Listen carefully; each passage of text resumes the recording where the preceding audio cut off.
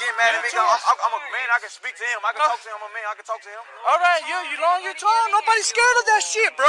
Who says you scared of something? All right, then lower your tongue. The streets of Chicago have always been some of the roughest, with opposing, hostile gangs only a couple blocks up the street. The city breeds talent, such as Lil Durk, Polo G, Juice WRLD, Chief Keef, and King Von. Everyone is used to hearing music from Chicago's South Side, like Lil Durk and Von, rapping about their lives growing up in the streets, making their ends meet by any means necessary. In the South Side of Chicago, where gang beefs are prevalent, being a demon in the streets is how you get respect. In recent years, a lot of people like to give King Von the title of being the most feared rapper in the game because of all the bodies he accumulated under his belt, from the time he was still alive to the day that he died. But this is only one side of the coin. Most of the mainstream artists who made it out of the hood, such as Durk, Von, and Keef, all come from the same neighborhood on 66th and 64th on King Drive, which at this point is better known as O Block, or by what it was called before the death of Odie Perry on August 11th, 2011, Wick City. We know for a fact King Von was a demon in the streets, not only because of his music, but how his ops and enemies would also testify to the fact that he was always on timing,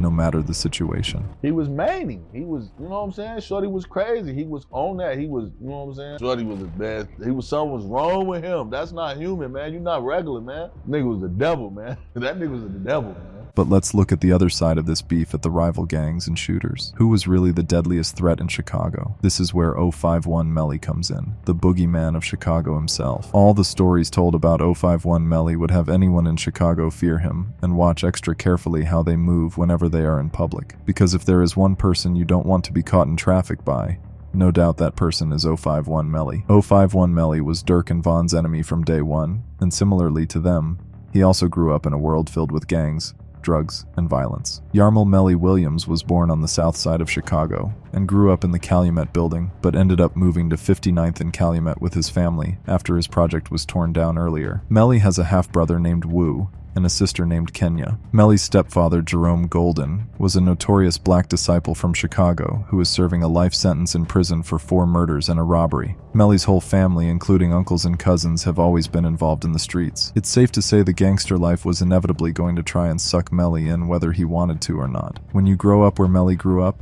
and all your family and friends are in that life, it's hard to be the first to go a different route, especially when you were as young as Melly whenever he first began putting in work. The Calumet building where Melly grew up at was claimed by the BDs, so Melly got cool and connected with the black disciples early on. But later on in life, when he started going to school, he would get to know some Mickey Cobras.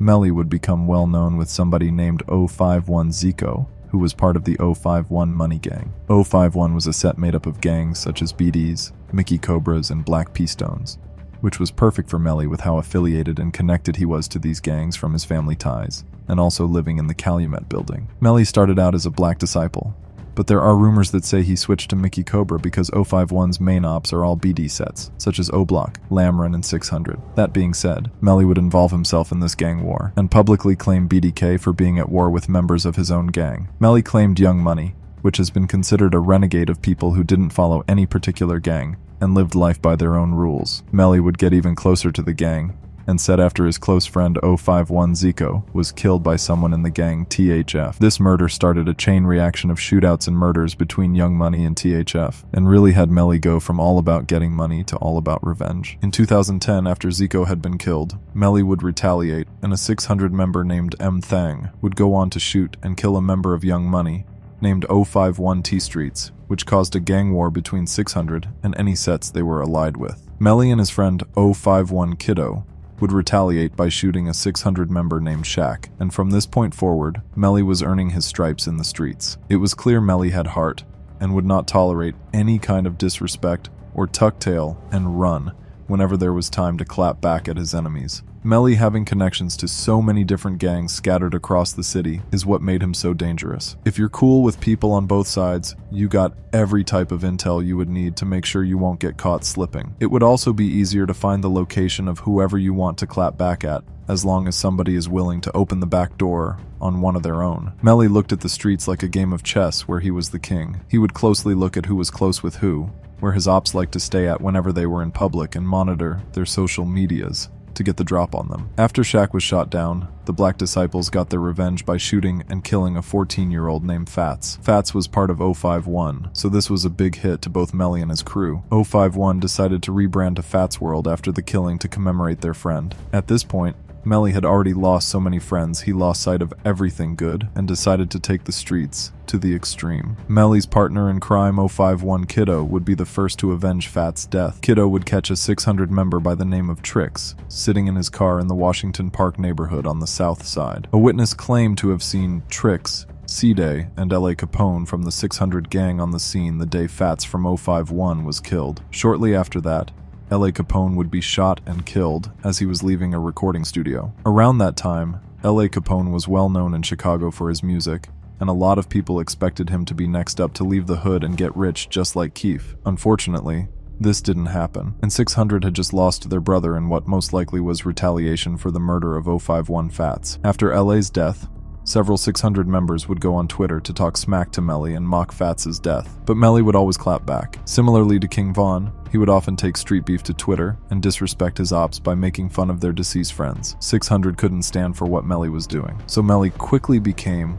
one of the BD's biggest enemies, and they would soon get their retaliation. The BDs, especially around this time, had a lot of rappers who were trying to blow up and get respect from their music. Young Money focused less on the music aspect and more on the streets, where they would demand respect from their enemies. However, one of the few rising Young Money rappers named Lil Mark would stir the pot even more and send shots at the BDs in his music, even though the BDs had more clout and bigger rappers. Lil Mark made a remix of Lil Durk's song called Competition and renamed it No Competition, where he dissed multiple members of 600, Lamron, OTF, and other Black Disciple sets from the area. Still not having gotten their get back for the death of L.A. Capone, the BDs would shoot and kill Lil Mark only 3 days after dropping the diss track. Lil Mark was killed at a bus stop, and shortly after he died, the BDs would take it to social media and diss Lil Mark by posting pictures and videos of the bus stop where he had died. And even Lil Durk posted a video where he was recording the bus stop and said,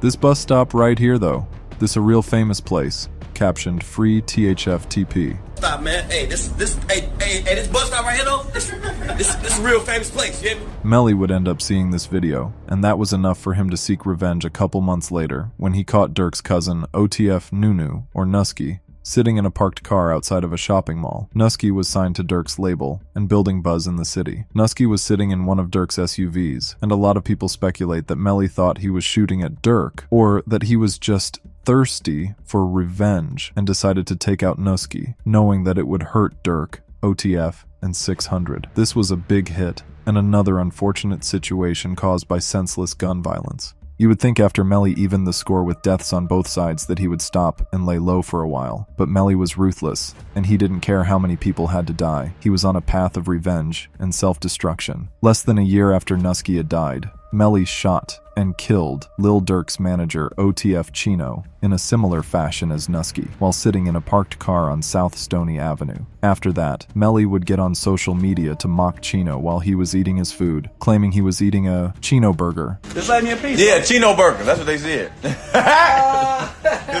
the fuck out of here. No, my son just said Chino burger. Damn, was that Buddha? I thought it was fat Buddha.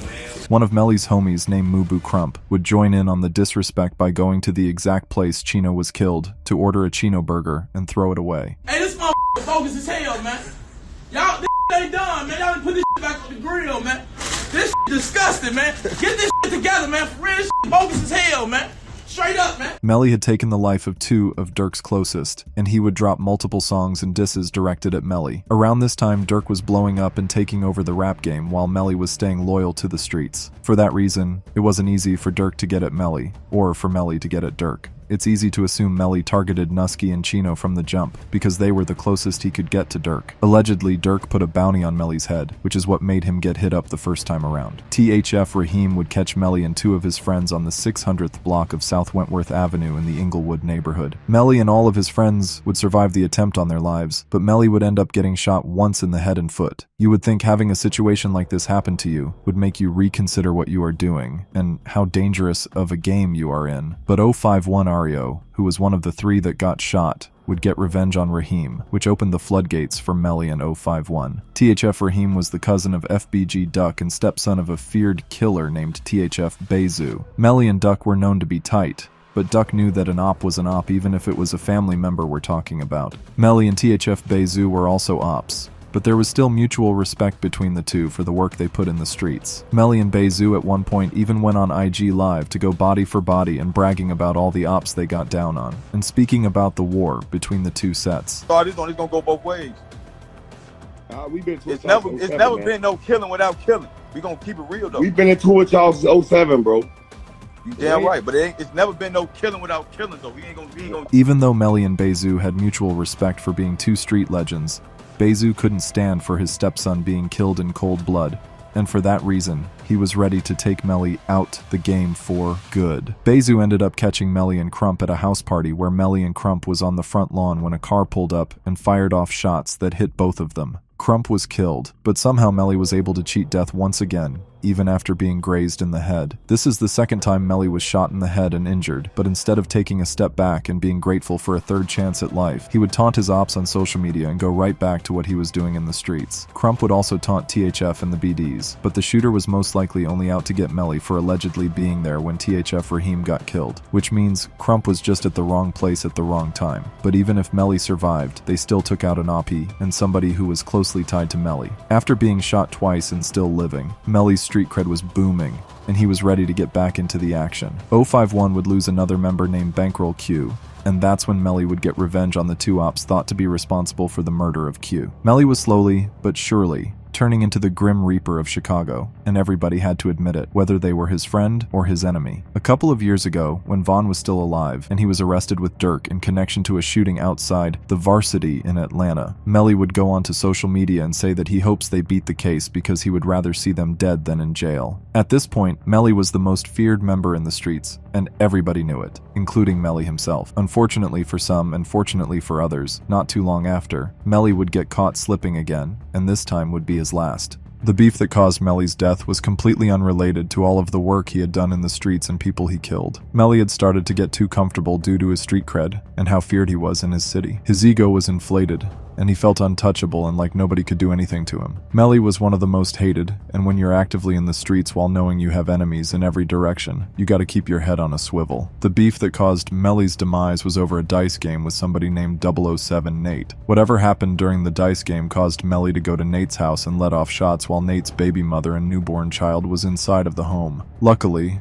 no one was injured in the shooting, but Nate received the message loud and clear, and he wouldn't tolerate somebody putting his family in danger ever again. Around this time, Melly had gotten close to a set named Jarrow City, who were similar to 051 and Young Money in the way that the set was made up of different gangs like GDs and Renegade BDs. After a Jarrow City member by the name of Motor got killed, Melly became even more unhinged, and it's highly likely that if he wasn't stopped by his ops or the boys in blue, that a lot more people would be dead right now. In September of 2019, FBG in Jarrow City hosted a house party to commemorate one of FBG Duck's close homies, Can't Get Right. Melly was cool with both FBG and Jarrow City, so it was no sweat. But in advance of Melly showing up to the party, he had been warned that there may be ops from TW who would be there. For some reason, Melly decided to still go to the party that night, and sometime after the party had been going for a while, 007 Nate from the dice game was there, and saw Melly from across the room. That's when Nate walked up to Melly and shot him point blank in front of all the attending guests. Melly may have cheated death twice from 2 drive-bys earlier, but this time he would not be as lucky. Melly would die on scene, and the whole incident was captured on camera and posted to various social medias. Melly would get disrespected online the same way he did to his enemies, but he would also get put in the Hall of Fame of Chicago street legends. Melly was ruthless, and people were glad he was off the streets, but no matter what, in situations like these, it's always the friends and families who suffer the most. This is just one of many stories from Chicago of senseless gun violence, and how it's poisoning our neighborhoods and communities. All we can do is hope for change and keep the memory alive of the people we love.